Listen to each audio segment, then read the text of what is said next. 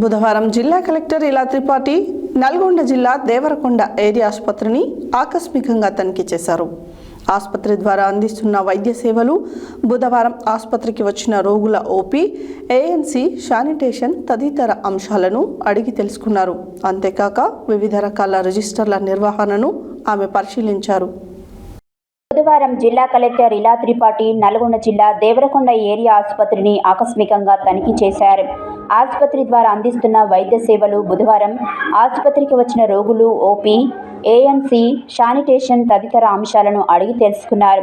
అంతేకాక వివిధ రకాల రిజిస్టర్ల నిర్వహణను ఆమె పరిశీలించారు. ఆసుపత్రి సూపరింటెండెంట్ రవిప్రకాష్ జిల్లా కలెక్టర్కు ఆసుపత్రి పనితీరును వివరించారు.